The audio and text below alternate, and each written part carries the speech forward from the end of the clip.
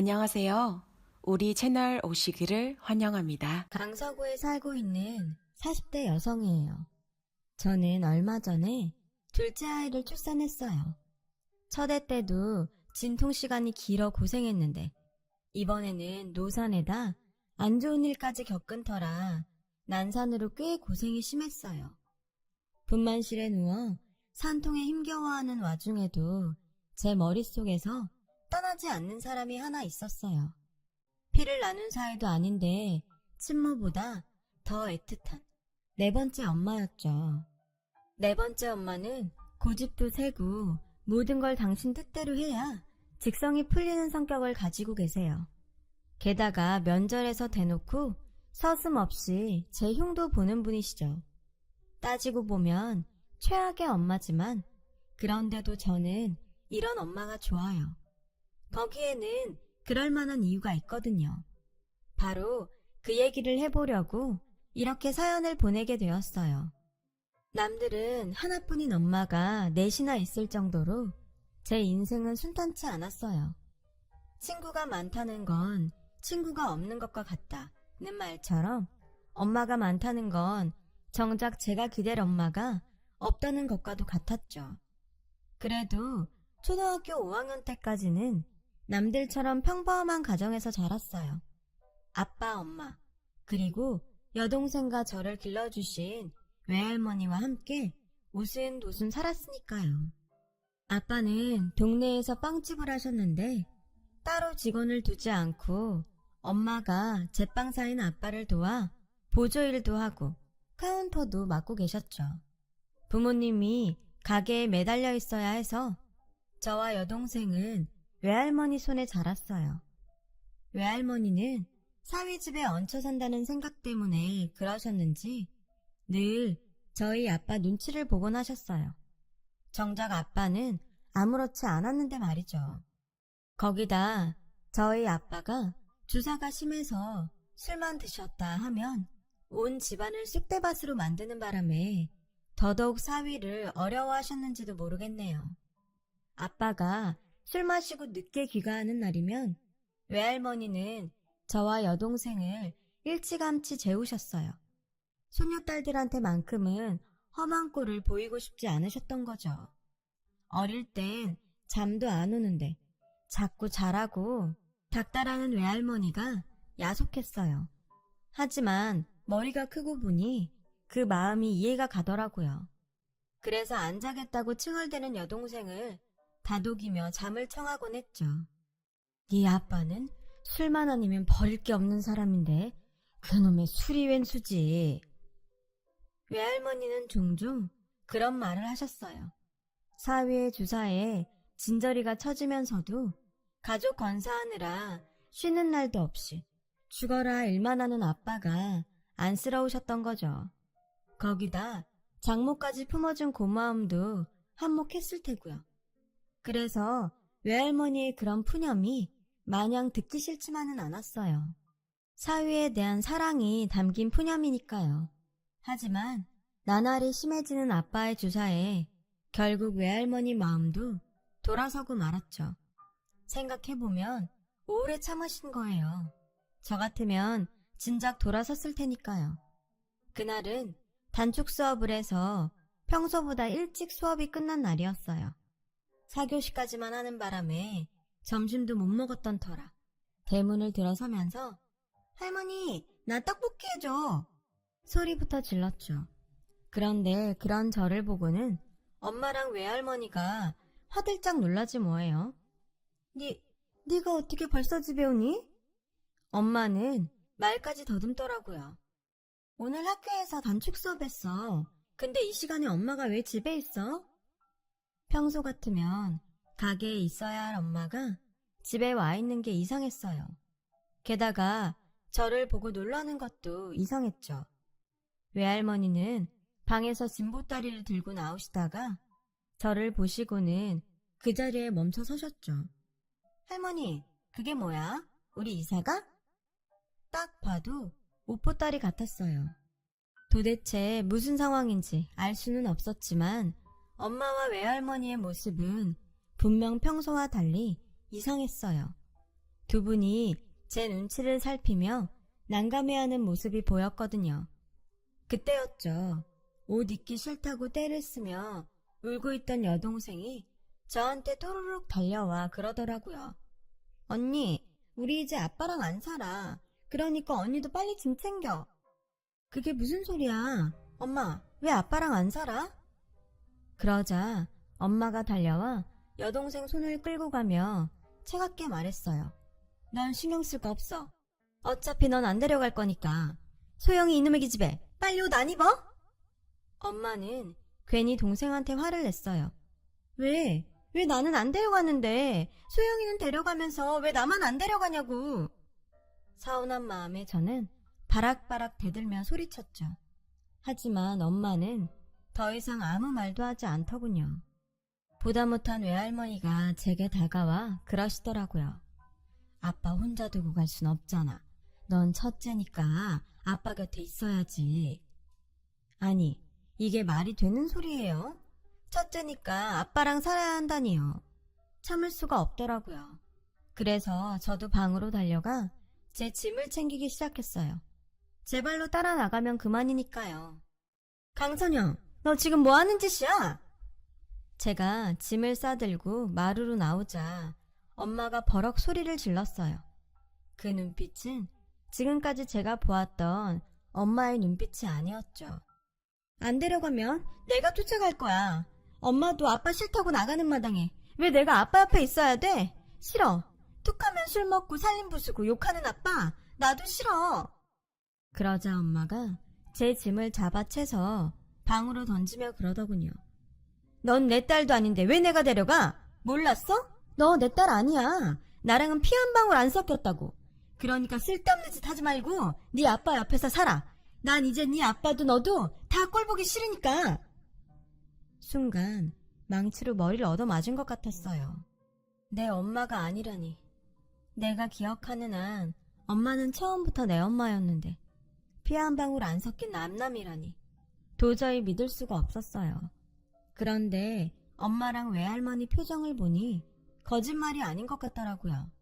엄마, 그게 무슨 소리야? 엄마가 왜 내 엄마가 아니야? 나 태어나서부터 지금까지 엄마랑 외할머니가 나 키웠잖아. 그런데 왜 엄마가 아니래? 저는 엉엉 울면서 엄마한테 매달렸어요.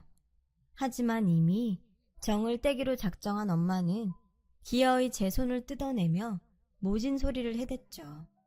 네 친엄마는 네 돌지라고 집 나갔어. 네가 기억을 못해서 그런가 본데 난 너 2살 때 네 아빠랑 살림 합쳤고 길게 말해봐야 입만 아프니까 궁금하면 네 아빠한테 가서 물어봐. 짐 싸기 바쁘니까 걸리적거리지 말고 저리 꺼져. 엄마가 밀치는 바람에 저는 휘청거리며 마당에 엎어졌어요. 그 바람에 무릎이 까졌지만 찢어진 상처보다 마음이 더 아팠죠.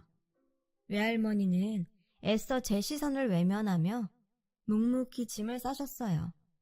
여동생은 화가 난 엄마 눈치를 보느라 아무 말도 안 하고 있었죠. 저는 그 길로 아빠 빵집으로 갔어요. 믿을 수 없는 이 상황에 대해 정확한 얘기를 듣고 싶었거든요. 아빠는 이런 상황을 모르는지 평소처럼 빵 공장에서 반죽을 하고 계셨죠. 아빠, 내 엄마 누구야? 정말 나 버리고 집 나간 거 맞아? 지금 엄마가 내 엄마 아닌 거 맞냐고. 아빠는 반죽을 하던 손을 멈췄어요. 그리고 낮은 한숨을 쉬더니 다시 아무 일 없다는 듯 반죽을 하셨죠. 다 알면서 뭐하러 물어? 아빠 이래야 하니까 저리 가. 그럼 나 이제 아빠랑 둘이 살아야 돼? 엄마랑 외할머니가 소영이 데리고 집 나간다는데 나랑 아빠만 둘이 살게 되는 거냐고. 너도 나가고 싶으면 마음대로 해. 나도 나 싫다는 딸년이랑 같이 살기 싫으니까. 아빠의 그 말에 저는 주저앉아 울었어요. 아빠도 엄마도 하나같이 다 자기들 생각밖에는 안 하는 것 같더라고요. 나는 하루아침에 온 세상이 뒤집어진 기분인데 어떻게 부모라는 사람들이 이렇게 무심할 수 있는 건지 이해도 안 가고 너무 밉고 싫었어요. 그래서 말없이 가게를 나왔죠. 그렇게 터덜터덜 집까지 걸어왔는데 대문이 열려있더라고요. 순간 겁이 나서 마당으로 달려들어가 보니 마루에 쌓여있던 짐들이 온데간데 없고 엄마도 외할머니도 소영이도 아무도 없더라고요. 그렇게 저는 12살 봄에 두 번째 엄마와 이별을 했어요. 말가닥같던 제 성격이 내성적으로 변한 건 바로 그 무렵이었어요. 그리 잘 사는 집은 아니었지만 그래도 딱히 부족한 것도 없이 살았던 터라 어디서도 주눅이 들지 않았는데 엄마가 외할머니와 여동생을 데리고 떠나버리자 고아가 된 것처럼 자꾸 사람들 눈치를 보게 되더라고요. 게다가 당시엔 학교에 도시락을 싸가던 시절이라 매일 아침 내 손으로 도시락을 쌀 때마다 외할머니의 빈자리가 더 크게 느껴졌고요. 아빠가 밥 대신 싸가라고 사라다빵과 샌드위치를 챙겨주시기도 했지만 저는 학교에 가져가지 않았어요. 꼭 엄마 없는 애라는 걸 남들한테 보이는 것 같았거든요. 우리 집이 빵집을 하는 건 다들 아는 사실인데 아빠 가게에서 파는 빵을 싸가면 애들이 이상하게 볼 것 같았으니까요. 그래서 반찬이 형편없더라도 제 손으로 도시락을 싸서 가지고 다녔어요. 그런데 제 힘으로는 도저히 할 수 없는 일이 생기고 말았죠. 학교에서 봄소풍을 가게 된 거예요. 평소 도시락이야 있는 밥에 김치랑 김, 시장에서 산 반찬을 싸가면 그만이지만 김밥은 그럴 수가 없으니까요. 요즘 같은 때야 24시간 하는 김밥집도 많고 안 되면 편의점에서 김밥을 싸가면 되지만 그때는 아침 일찍 문을 여는 김밥집도 없었거든요. 분식집도 10시가 넘어야 열었으니까요. 그래서 혼자 고민을 하다가 봄소풍 전날 아빠한테 김밥 얘기를 했어요. 소시지빵도 잘 만드는 아빠니까 김밥 정도는 싸줄 수 있을 것 같았거든요. 소풍에 꼭 김밥 싸가란 법 있어? 아침에 가게로 와서 사라다빵이랑 샌드위치 가져가. 내가 나 먹을 도시락 때문에 그래? 부반장이라서 선생님 도시락도 싸가야 된단 말이야. 선생님한테 어떻게 가게에서 파는 빵을 도시락으로 드려? 니네 선생님은 손이 없냐 발이 없냐? 왜 자기가 먹을 도시락을 학생복을 싸우래? 빵 먹기 싫으면 먹지 말라 그래. 아빠는 소리를 지르고는 방으로 들어가 버렸어요. 나는 속이 타들어가는데 이번에도 아빠는 천하태평이었죠. 할 수 없이 저는 슈퍼 아줌마한테 물어서 김밥 재료를 사왔어요. 아줌마가 가르쳐준 대로 지단도 붙이고 시금치도 삶았죠. 외할머니가 만들어주시던 김밥처럼 예쁘지는 않아도 대충 흉내는 낼 수 있을 것 같았거든요. 그런데 아무리 노력을 해도 김밥이 말리지 않는 거예요. 속재료는 다 삐져나오고 김은 툭 하면 찢어졌죠. 결국 다음날 아침까지도 저는 김밥을 제대로 만들지 못했어요. 옆구리도 터지고 찢어진 봉투처럼 입을 쫙 벌린 못난이 김밥뿐이었죠. 게다가 간신히 마른 김밥은 칼로 써는 와중에 엉망진창이 돼서 도저히 가져갈 수 없겠더라고요. 부엌이 엉망이 되도록 변변한 김밥 한 줄 만들어내지 못하자 결국 울음이 터지고 말았어요. 담임선생님 도시락만 아니면 아프다고 핑계대고 안 가면 그만인데 그러지도 못하는 처지가 정말 답답하더라고요. 하는 수 없이 결국엔 아빠 가게에 들러 사라다빵이랑 샌드위치를 챙겨갔어요. 즐거운 소풍날인데도 저는 하나도 신이 나지 않았죠. 점심시간이 다가올수록 막막하고 걱정이 돼서 그냥 이대로 쓰러져서 병원에 실려갔으면 좋겠다 생각했어요. 하지만 쓸데없이 튼튼한 체력은 제 바램을 들어주지 않았죠. 그리고 드디어 점심시간이 됐어요. 각 반 선생님은 반장과 부반장을 불러 준비해온 도시락을 가져오라고 하셨죠. 몇몇 임원 엄마들은 소풍 장소까지 따라와 바리바리 싸운 도시락을 선생님들이 모여있는 돗자리 위에 펼쳤어요. 선생님들은 누구네 엄마 솜씨가 제일 좋을지 기대가 된다며 웃고 계셨죠. 그때였어요. 저랑 같은 반 남자 부반장인 민수 엄마가 찬압을 꺼내놓으셨죠. 뚜껑을 열자 층층이 담긴 먹음직스런 음식들이 하나 둘 드러났어요. 총 3층으로 이루어진 사각 탄압에는 단순한 김밥이 아닌 새우튀김부터 전복조림, LA 갈비와 빨간 게장까지 평소에 먹기 힘든 음식들로 가득했죠. 게다가 후식으로 난생 처음 보는 열대 과일까지 싸우셨더라고요. 그걸 보자 검은 봉지에 담아간 사라다 빵과 샌드위치가 너무 초라하게 느껴졌어요. 그래서 봉지를 등 뒤에 감춘 채 머뭇거리고 있는데 민수 엄마가 그런 저를 보시고는 봉지 속을 들여다보시더라고요.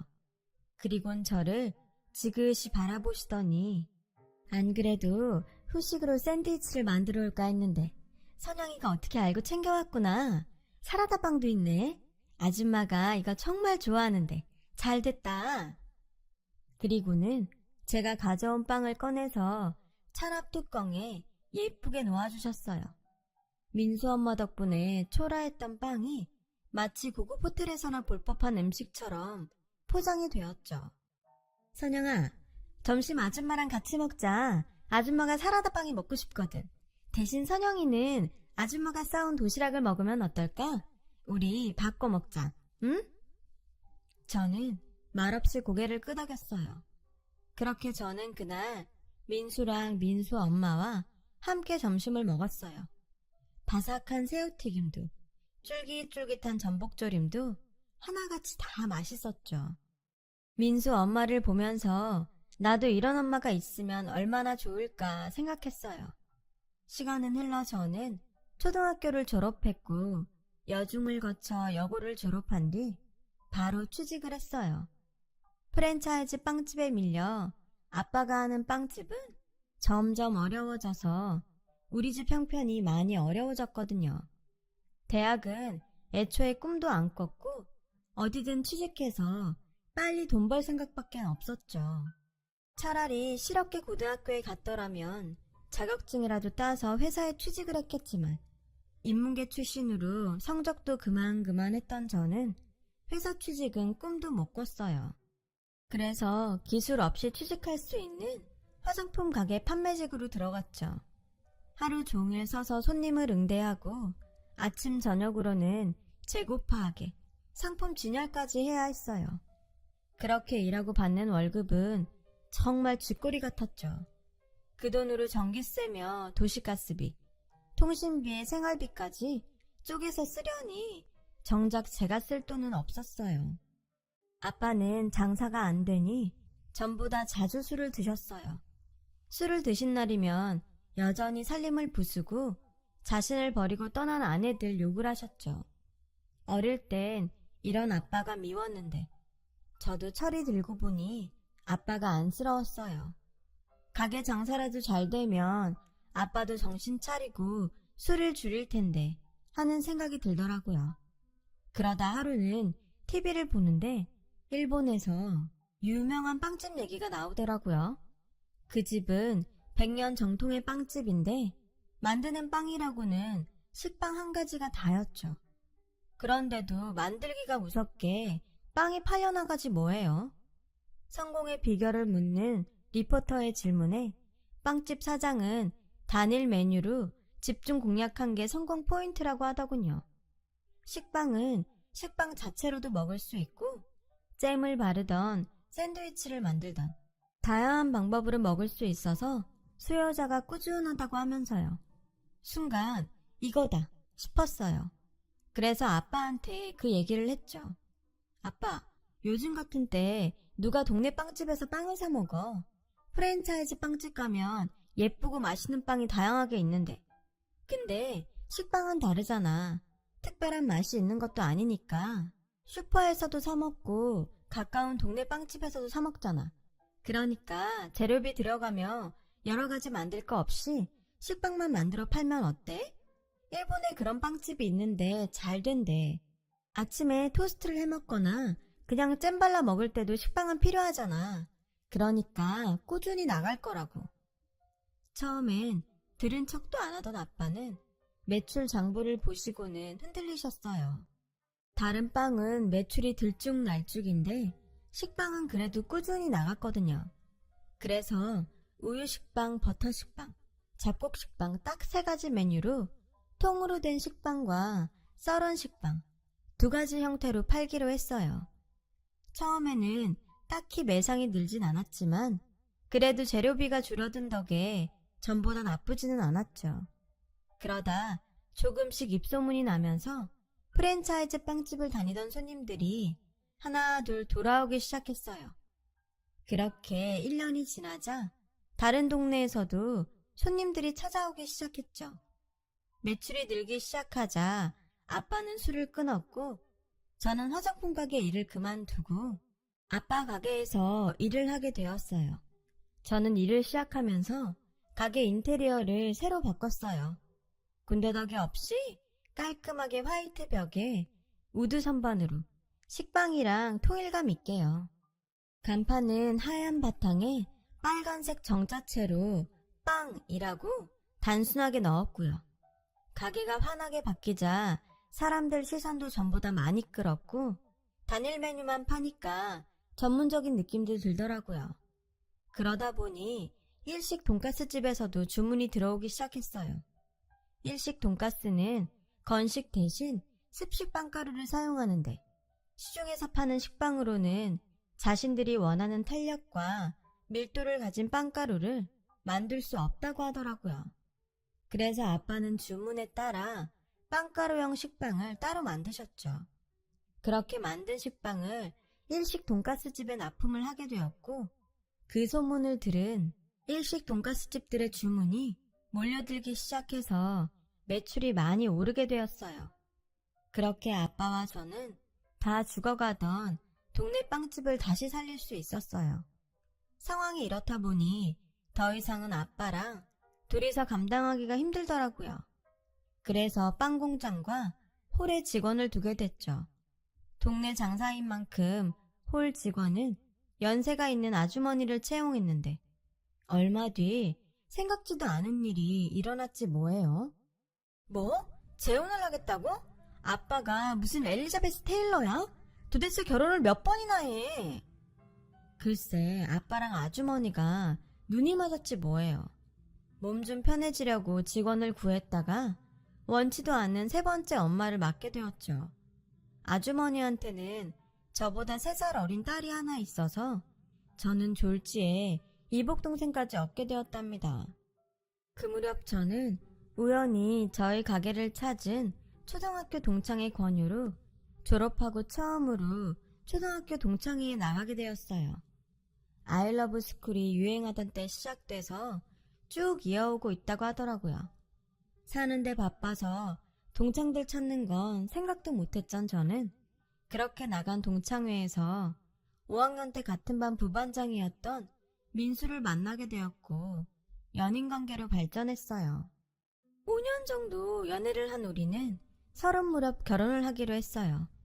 민수는 연애하는 동안 자주 저희 가게에 찾아왔던 터라 저희 집에서는 일찌감치 우리 결혼을 기정사실화하고 있었죠. 문제는 시댁 부모님이었어요. 민수는 서울 소재의 4년제 대학을 나와 대기업을 다니고 있었지만 저는 고졸에 아빠 빵집에서 일하는 처지였으니까요. 게다가 아빠는 3번째 부인이랑 살고 있었으니 눈앞이 캄캄하더라고요. 그래도 일단 부딪혀보자는 심정으로 시댁에 찾아갔어요. 어린 시절 소풍날 만났던 마음씨 고운 아주머니라면 이런 나라도 받아주지 않을까 하는 기대를 살짝 하면서요. 그런데 시댁에 들어서는 순간 그 기대는 산산이 부서지고 말았어요. 제가 알던 그 아주머니가 아니더라고요. 제가 사람을 잘못 봤던 건지 아니면 선생님들 앞이라서 가면을 쓰셨던 건지 모르겠지만 그때와는 완전 딴판이었죠.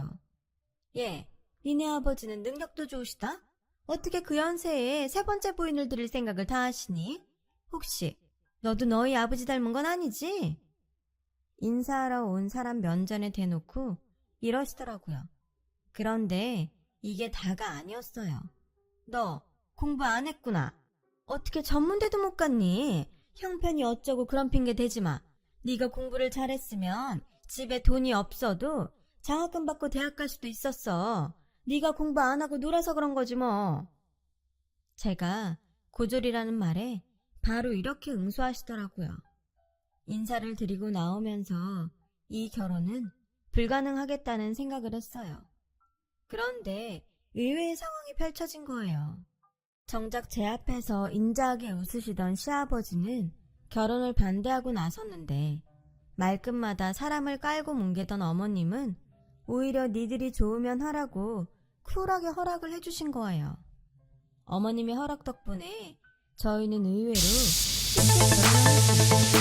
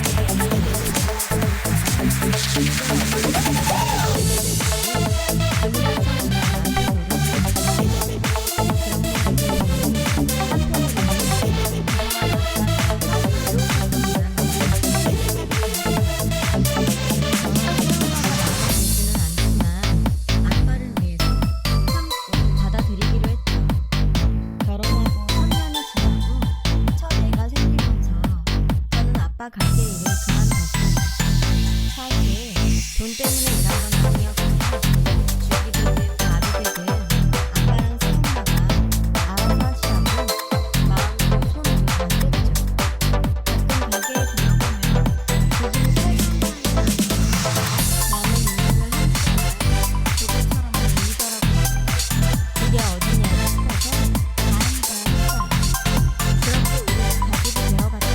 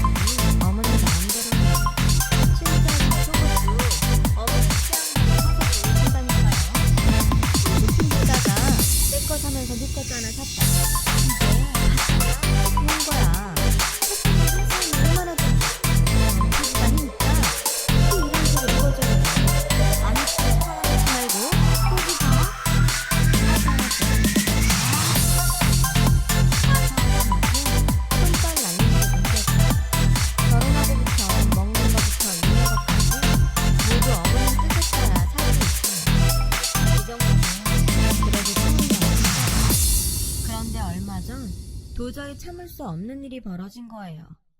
마흔에 생각지도 않은 둘째를 갖게 된 저는 노산이라 임신 초기에 엄청 예민한 상태였어요.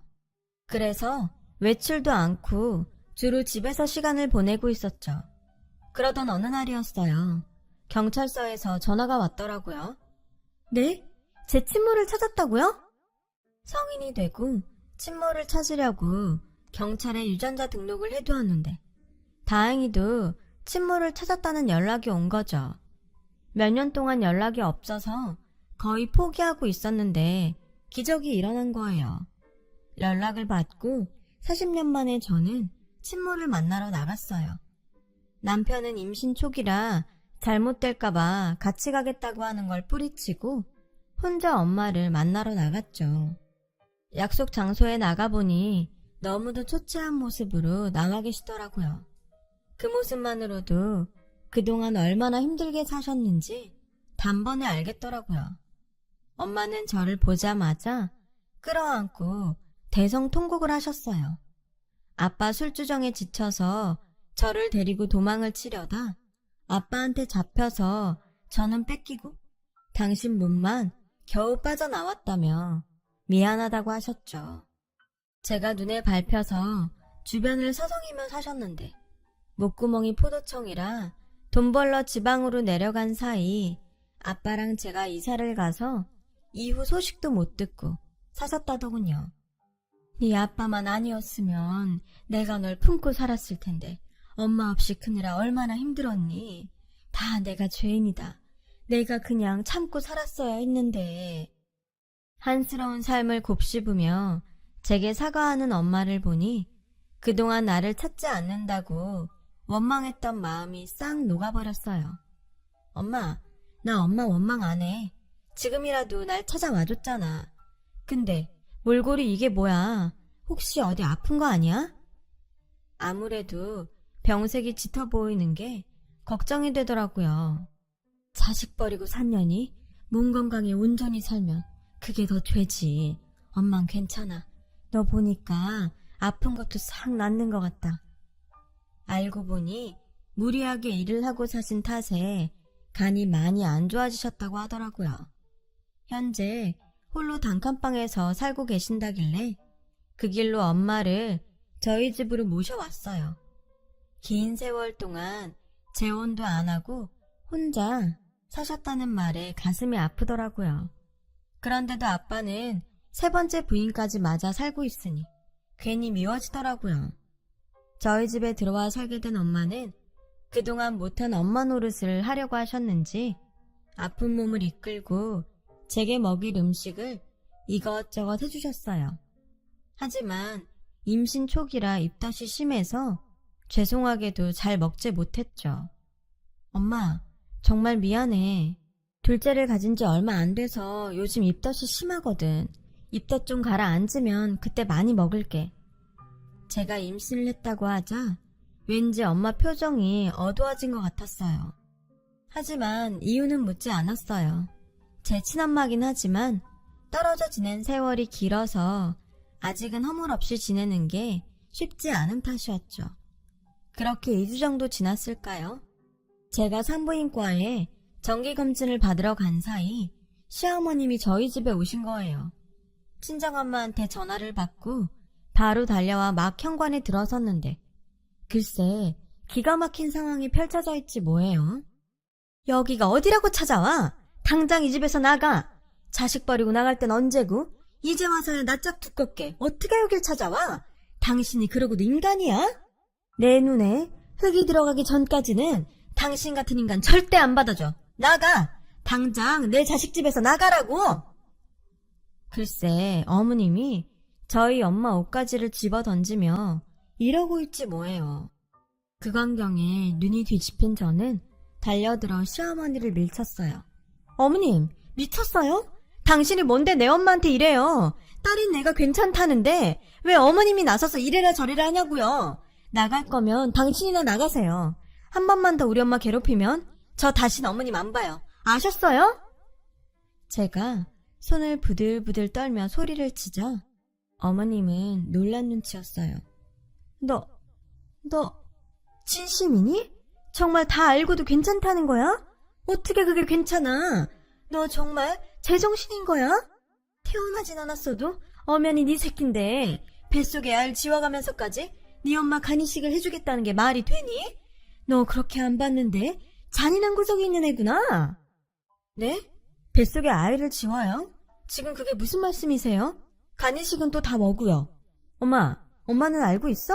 어머님이 하시는 말 알고 있냐고. 엄마는 아무 말도 못하고 눈알만 굴리고 있었어요. 그러다 저를 덥석 잡으며 애원했죠. 선영아, 나 좀 살려다오. 나 살릴 사람은 오직 너밖에 없어. 나 지금 간이식 못하면 죽는다. 누가 뭐래도 넌 내 배 아파 낳은 자식이야. 내 몸의 일부라고.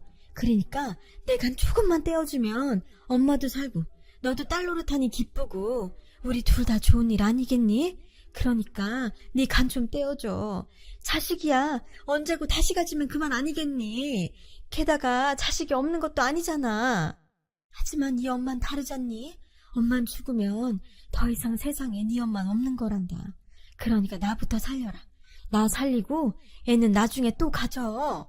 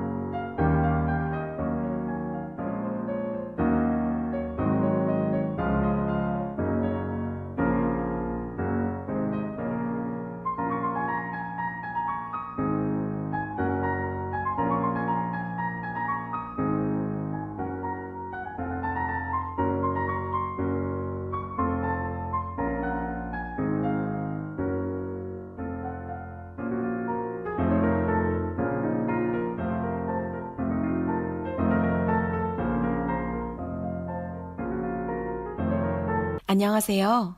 우리 채널 오시기를 환영합니다. 그 순간 저를 붙잡고 있는 엄마의 모습이 마치 산 사람을 끌어잡고 놓지 않으려 발악하는 물귀신처럼 보였어요. 엄마의 입에서 나오는 말 한마디 한마디가 역겹고 소름이 끼치더라고요. 저는 엄마의 소나귀에서 빠져나오려 발버둥을 쳤지만 그럴 수 없었어요. 엄마는 죽기 살기로 절 꽉 잡고 놔주지 않았으니까요. 그때였어요. 그 손 놓지 못해, 이 미친 여편네야! 어머님이 달려들어 엄마를 발로 걷어차버렸어요. 그제야 엄마는 저를 잡았던 손이 풀려 바닥에 나동그라지고 말았죠. 덕분에 전 풀려나올 수 있었고요. 뭐? 당신이 죽으면 엄마가 없어? 왜 선영이한테 엄마가 없어? 내가 이렇게 두 눈 시퍼렇게 뜨고 살아있는데. 얘 이제 당신 딸 아니야. 선영이 내 딸이라고. 남자한테 빠져 자식 내팽개치고 나갈 땐 언제고. 다 죽게 되니 간 떼어달라고 와선 엄마라고? 천지간에 그런 엄마가 어딨어? 당신은 엄마도 아니야. 엄마라면 딸한테 자식 지우고 자기한테 간 달란 소리 못하지. 그건 개만도 못한 짐승 같은 것들이 날 짓이니까 나가. 당장 내 집에서 나가. 어머님은 시뻘건 눈으로 악을 쓰며 엄마를 집에서 쫓아냈어요. 저는 그 충격으로 자리에 털썩 주저앉아 있었고요. 엄마는 시어머님 손에 떠밀려 집 밖으로 쫓겨나면서도 끝까지 포기하지 않고 저를 부르며 간을 달라고 소리치더군요. 그 목소리가 너무 잔인해서 온몸에 소름이 끼칠 정도였어요. 어머님은 멍하게 넋을 놓고 앉아있는 제게 와서 덥석 끌어안았어요. 선영아, 울어라. 차라리 울어. 속으로 삭히지 말고 뱉어내. 차라리 울어라, 이 불쌍한 거사. 어머님은 저 대신 당신이 서럽게 울기 시작했어요. 어머님의 울음소리에 제 가슴에 맺혀있던 무언가가 들썩이더니 목구멍을 틀어막고 있던 게 뚫리면서 그제야 울음이 터져 나왔죠. 한 번 터진 울음은 쉽게 그치지 않았어요. 어걱 소리를 내며 어머님을 끌어안고 한참을 서럽게 울었어요. 온몸의 기운이 쫙 빠질 정도로요. 그날 어머님은 제가 잠든 사이에도 제 머리맡을 지키며 돌봐주셨어요. 그리곤 잠든 아기 자장가 불러주는 목소리로 제게 그러셨죠. 선영아, 너 이제 내 딸 하자. 우리 엄마랑 딸로 평생 살자. 나도 엄마 없이 자라 네 마음 누구보다 잘한다. 검은 봉지에 사라다 빵 들고 소풍 왔던 널 보고 가슴이 무너지던 그날부터 우리는 모녀가 될 운명이었는지 몰라. 만날 사람들을 만난다고 이렇게 다시 만나 가족이 된 것도 인연 아니니? 그러니까 서러워 말고 기죽지도 말고 나랑 모녀지간으로 살자. 그날 밤 저는 꿈결처럼 들리는 어머님 목소리를 들으며 잠들 수 있었어요. 사건의 내막을 알게 된 건 그 후로 며칠 뒤였어요. 40년 만에 갑자기 나타난 친모가 의심스러웠던 어머님은 사람을 붙여 엄마 뒷조사를 하셨고 그 과정에서 엄마가 주변에 딸 간으로 이식수술 받을 거라고 했다는 걸 알게 되셨대요. 40년 동안 혼자 살았다는 말도 다 거짓이었죠. 눈 맞아 집 나갔던 남자와 결혼해 살다가 10여 전쯤 사별했다더라고요. 둘 사이엔 아들도 하나 있고요. 아들이 간이식을 안 해주겠다고 하자 그제야 저를 찾아 나섰던 거죠. 애초에 저에 대한 그리움도 없이 그저 자신이 살려고 간을 구하러 온 거였어요. 그 얘기를 듣고 나니 일말의 동정도 없이 끊어낼 수 있겠더라고요. 친모에 대한 아쉬움은 없어요. 저에게는 이제 저를 낳아준 친모보다 더 진한 모정을 나눈 네 번째 엄마가 생겼으니까요. 여전히 고집불통의 아나무인인 엄마지만 세상 누구보다 저를 사랑하는 진짜 내 엄마니까요. 앞으로도 어머님과 저는 툭하면 싸우고 티격태격 할 테지만 그래도 오래도록 이렇게 살고 싶네요. 덕분에 우리 집 남자들은 시끄러운 모녀 덕분에 앞으로도 기죽은 채 살아야 하겠지만요. 제 인생 진짜 엄마 정말 고맙고 사랑합니다. 지금까지 긴 사연 들어주셔서 감사드려요. 여러분, 사연 댓글에 응원과 현명한 조언 부탁드려요. 좋아요와 구독은 저에게 큰 힘이 됩니다. 오늘도 좋은 일 가득하세요.